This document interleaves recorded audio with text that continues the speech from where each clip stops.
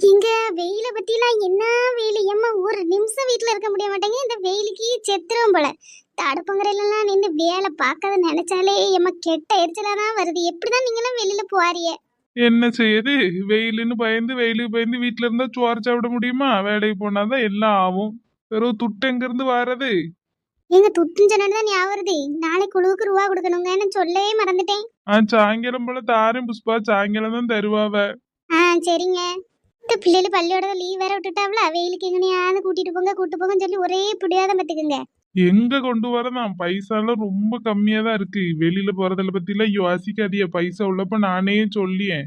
நீ வெளியில போறல, அங்க இந்த பம்பு செட்டு அங்கிட்டு இங்கிட்டு கூட்டு போக வேண்டியதானே, வீட்டுக்குள்ளேயே கிடக்காம. நானா வர வேண்டாங்க, வாரதே கிடையாது. நான் என்ன செய்ய, அவிய போனா வெளியூருக்கு தான் போவேன்னு நின்றுட்டு இருக்காவ. அப்படின்னா பிள்ளைகள் வீட்டுல இருக்கட்டும், என்கிட்ட எல்லாம் ரூபா கிடையாது. சரி, நீங்க பம்பு செட்டுன்னு சொன்னதான் ஞாபகம் இருக்கு. இந்த வெயிலுக்கு மாச்சப்பட்டுக்கிட்டே துணிக்கெல்லாம் சோப்படாம அந்தால வச்சுட்டே பத்துக்கங்க. 2 வாரத்துக்குள்ள துணியை குமிஞ்சு போய் கிடக்கு மழை மாதிரி. இப்ப சம்மந்தல நம்ம இளிச்சக்காவோட பம்பு செட்ல கொண்டு துணியை பூரா அழைச்சிட்டு வந்துடவா? நான் இப்ப போயிரும் புஷ்பா, நீங்க எங்கனாலும் போவாங்க. நான் இப்ப வேலையை பத்தி போயிருவேன். நீ இந்த காப்பியை குடிச்சிட்டு அடக்கி சாப்பிடல, அப்புறம் எதுக்கு வீட்டுல சோறு பொங்கியது? சாப்பிட்டதுக்கு சோறு எடுத்தாருன்னு காப்பியை போட்டு முறுக்க சாப்பிட்டு அடக்கி எப்ப போறீங்க? சாப்பிடலையோ? பழைய சோறா சாப்பிட்டு ஒரு மாதிரி இருக்கு. வெயிலுக்கு தானே பழைய சோறு சாப்பிட்டா நல்லதானே, சாப்பிடணும் தான் நினைச்சு. இந்த வெயிலுக்கு பசியே எடுக்க மாட்டேங்க. ஒரு காப்பியை குடிச்சா போதுன்னு தோணுது. சோறே இழுக்க மாட்டேங்கிட்டி. இப்ப நாளையில இருந்து உங்களுக்கு சோறே பொங்க மாட்டேன் பத்துக்கங்க. ஒரு 2 லிட்டர் பாலை வேண்டுவாங்க, காப்பியை போட்டு அந்தால வச்சிடறேன். அப்பப்ப ஊத்தி குடிச்சுக்கிட்டு கிடங்க. சோத்தை பொங்கி எல்லா நாளும் கீழே தட்ட வேண்டியதா இருக்கு. நான் மட்டும்தான் பழைய கஞ்சி குடிக்க வேண்டியதா இருக்கு. இந்த பிள்ளைகளும் குடிக்கவே கிடையாது. சேரிட்டி, போகும்போது கொஞ்சம் போல எடுத்து சாப்பிட்டுட்டு போறேன். என்ன செய்ய, இந்த வெயிலுக்கு இழுக்க மாட்டேங்களா? சரி, நீங்க அப்ப சாப்பிட்டு எடுத்துட்டு போங்க. நான் போய் மில்சக்காட்ட ஒரு வார்த்தை கேட்டுட்டு இந்த துணியை பூரா அள்ளிட்டு போய் சோப்பட்டு வரேனே. சேரிட்டி, போ. சரிங்க.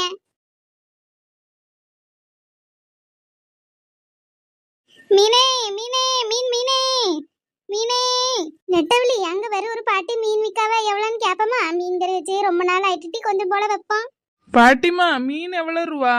ஏமா 10 மீன் 100 ரூபாமா? ஏமா கொள்ள விளையாவல இருக்கு. காலையில ஒருத்தையும் கொண்டு வந்தாவ 20 மீன் 100 ரூபாய்ல சொல்லிட்டு போனாவ. எங்கிட்டி ஒத்தரசா காலையில மீன் கறி வந்தாவ? அப்படின்னா வாங்கிருக்க வேண்டியதானே? சும்மா சொன்ன நெட்டவழி, அப்படி சொன்னாதானே விலை குறைச்சு தருவாவ. காலையில எல்லாம் மீன் கறியே வரல, அப்படிலாம் சொல்லணும். அப்பதான் கொஞ்சம் விலை குறைச்சு தருவாவ. எம்மா புளிக்கி வாய திறந்து அவ்வளவும் பொய். சரி, என்கிட்ட கேட்க மாட்டேன். கேளு, கொஞ்சம் கூட 4 மீன் சேர்த்து போட்டு தர சொல்லு. 3 பேரையும் எடுப்போம் வாங்கன்னு கேளு. பாட்டி, கொஞ்சம் விலையை குறைச்சு சொல்லுங்க. ரொம்ப கூடுதலாவில் இருக்கு. ஒரு 4-5 மீன் சேர்த்து போடுங்க. 3 பேரும் 100 ரூபாய்க்கு வாங்கியோம். ஏமா, ஒரு மீன் 2 மீன் கேட்கதே அதிகம். 2 மீனா போட்டு ஒரு 5 பேருக்கு போட்டா என்ன ஆகுது? எனக்கு ஒரு 100 ரூபா நஷ்டம்ல. ஏதோ ஒரு மீன் கேட்டீங்கன்னா போட்டு தருவேன். 5-6 மீன் கூட போடுச்சுன்னா என்னமா ஆகுது சொல்லு பாப்பா? நீங்க 3 பேருக்கு வியாபாரம்னா எனக்கு 150 ரூபாய்ல நஷ்டமா போவோம். தரலாம் பாட்டியே, தாங்க.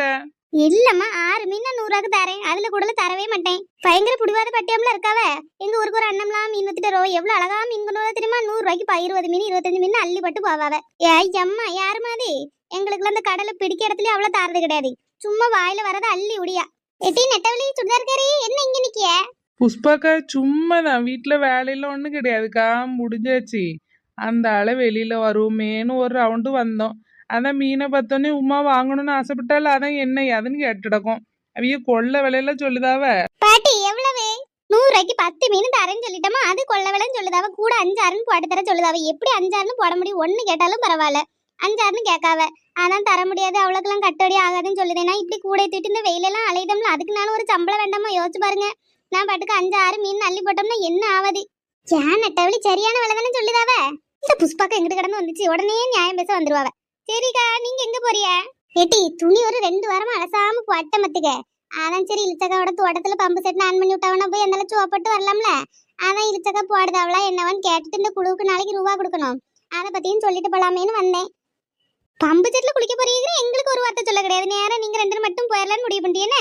ஏட்டி, அப்படியே பம்பு செட்ல முதல்ல போடுதாவளா என்னன்னு தெரியல. போய் கேட்டுட்டு தானே வரணும். கேட்டுட்டு உங்களையும் கூட்டு போலான்னு பார்த்தேன். வழியில பார்த்தேனே கூட்டு போறிய. எக்க நீங்க கேட்ட அதெல்லாம் இழிச்சக்க போடாம இருக்க மாட்டாவ. நானும் போய் துணி சோப்படையதுக்கு எல்லாம் எடுத்துட்டு வரேங்க. வா, வீட்டுல காலையிலேயே உன் மாமியார் எல்லாம் சோப்பாட்டு நின்னாவள நெட்டவழி பார்த்துட்டு தான் நின்னேன்.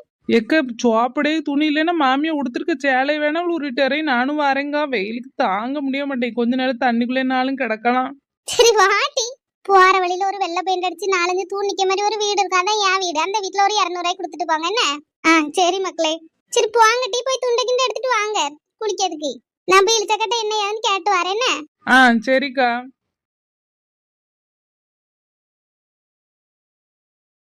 சரிம்மா அப்ப வாரேன்னு. சரி மக்களே.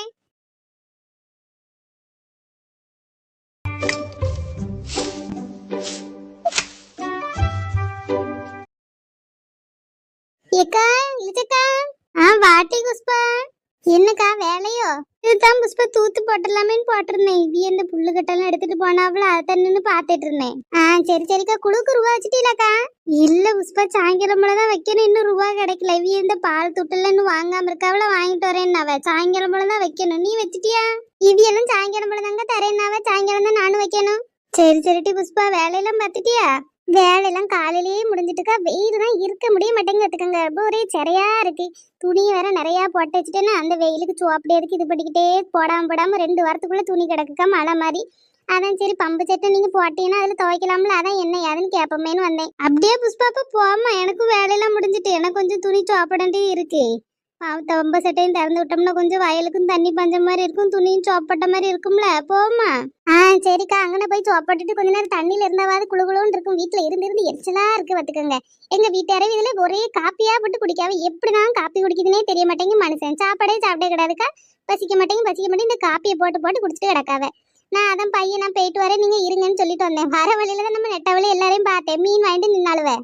சரி அந்த போய் துண்டு எடுத்துட்டு வாங்கட்டி நானும் போய் இழுச்சக்க கூட்டிட்டு வரேன்ட்டு வந்தேன். அப்படியே புஷ்பா அவ்வளோ சொல்லிட்டியோ? ஆமாக்கா. சரிட்டி அப்ப எல்லாருமா போவோம். நானும் துணி எடுத்துட்டு வரேன். சோப்பு இருக்கா என்னன்னு வேற தெரியலையே. சோப்பு என்கிட்ட இருக்குக்கா. நான் எடுத்துட்டு வரேன் 2 சோப்பு. சரிட்டி புஷ்பா. அப்படியே வரும்போது ஒரு பைய எடுத்துட்டு வா. என்னட்டி கத்திரிக்காய் நிறைய காய்ச்சி கிடக்கு. ஆளுக்கு 2 புடிங்கிட்டு வரலாம்ல. ஏதாவது கறியை வைக்கலாம். கத்திரிக்காய் கறி புளிக்கறி மாதிரி வச்சா நல்லா இருக்கும். சந்தைக்கு தான் கொண்டு போக சொன்னேன். பிடிங்கிட்டு போனது போக கொஞ்சம் மிச்சம் விட்டுட்டாவ போல. ஒரு 3 கிலோ 4 கிலோ காணும். ஆளு கொஞ்சமா பிடிங்கிட்டு வரலாம்ல. அவள்கிட்டையும் சொல்லு பைய எது இருந்தா எடுத்து வர சொல்லி. இல்லைன்னா நீ ஒரு பெரிய பைய எடுத்துட்டு வாட்டி. வீட்டுக்கு வந்த அப்புறம் கூட ஆளு கொஞ்சமா பிரிச்சுக்கிடலாம்ல. சரிக்கா எடுத்துட்டு வரேன். சரி அப்ப சோப்பு எனக்கு ஒரு சோப்பு எடுத்துட்டு பையே மறக்காம எடுத்துட்டு வரேன். நானும் போய் துணியை எடுத்துட்டு வரேன். சரிக்கா. ஆளுகள்லாம் வரும்போதே ஆளுகளோட ஆளா போய் சோப்பிட்டு வந்துட வேண்டியதான்.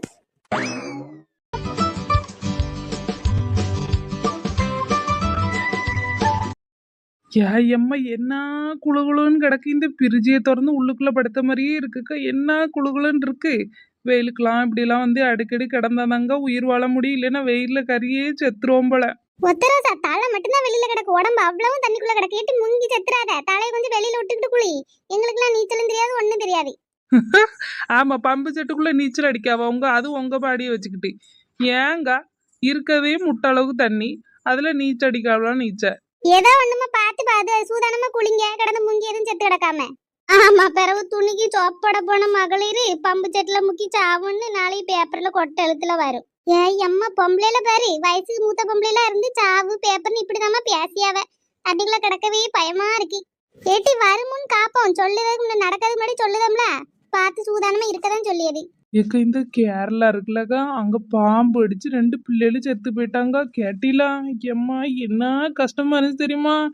மனசுக்கே சங்கடமா இருந்து சாப்பாடு கூட உடம்புக்குள்ள இறங்கல பத்துக்கிடுங்க.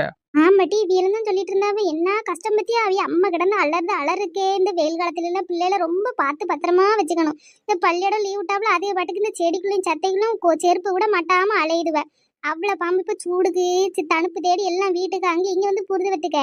வாரத்துக்கு 4 நாளாவது இந்த பெட்ஷீட்லாம் மாத்தி கழுவி போட்டு டெய்லி தூங்குறதுக்கு முன்னாடிலாம் ஒரு வாட்டி இந்த படுக்கையெல்லாம் தட்டி போட்டு தான் படுக்கணும்.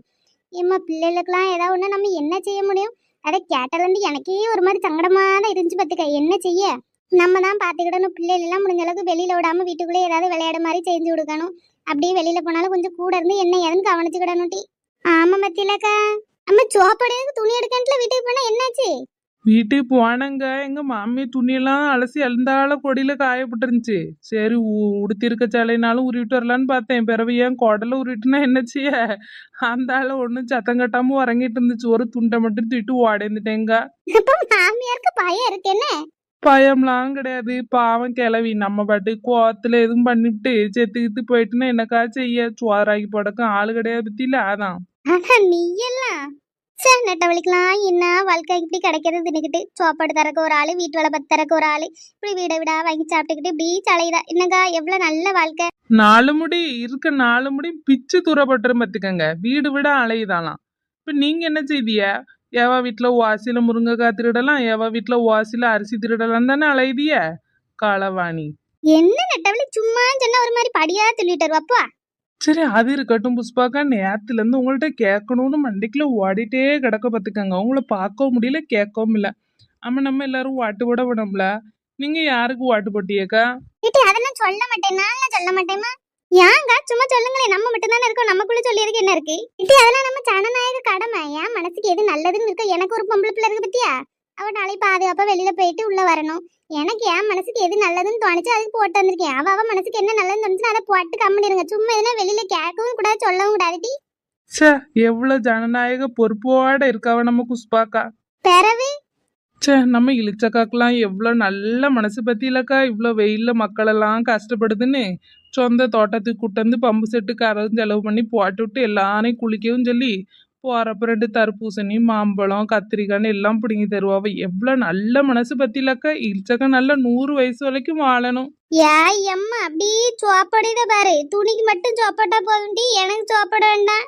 அவளை வரேன் தர்பூசணி பழம் மாம்பழம்லாம் பறிச்சு தருவாங்களாம். வார வழியில கண்ணு எங்க எங்க இருக்கு, ரோட்டு மேல பார்த்து வர சொன்னா எல்லாம் காடு மேலையும் மாங்காய் மேலையும் திறந்துருக்கு. என்னட்டி ஒன்னும் பறிச்சு தர மாட்டேன். கத்திரிக்காய் கூட கிடக்கு, அதை மட்டும் பறிச்சா போகாது.